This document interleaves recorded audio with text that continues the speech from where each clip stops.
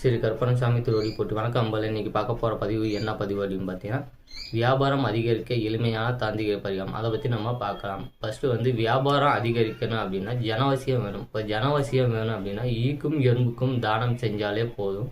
இப்போ ஈ ஒரு இடத்துல மொக்கிது அப்படின்னா நிறைய ஈ மொக்க ஆரம்பிச்சிடும். அதே மாதிரி எறும்பு ஊறுவது போல் ஜனங்கள் உங்கள் கடைக்கு வரணும் அப்படின்னா அந்த எறும்பு பார்த்தீங்கன்னா ஒரு இடத்துல நிற்காது, அங்கிட்டு போகும் இங்கிட்டு போகும். அந்த மாதிரி எறும்பு ஊறுவது போல் ஜனங்க உங்கள் கடைக்கு அலமோதுவாங்க கூட்டம்.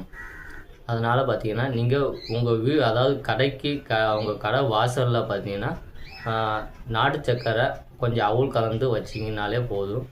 ஈக்கும் எறும்புக்கும் தானம் செஞ்சாலே போதும், உங்களுக்கு வியாபாரம் அதிகரிக்கும். அதாவது ஜனவசியம் ஆகி வியாபாரம் அதிகரிக்கும். ஒரு எறும்பு, அதாவது ஒரு எறும்பு ஒரு எறும்புக்கு அன்னதானம் பண்ணாலே போதும். இந்த எறும்பு சாப்பிட்டாலே போதும். அந்த ஒரு எறும்பு சாப்பிட்டா 18 பிராமணர்கள் சாப்பிட்ட மாதிரி. அதனால் நீங்கள் எறும்புக்கும் ஈக்கும் தானம் பண்ணாலே போதும், வியாபாரம் அதிகரிக்கும். எல்லோரும் நலம் பெற ஸ்ரீ கருப்பணசாமி திருவடி போற்றி. நன்றி, வணக்கம்.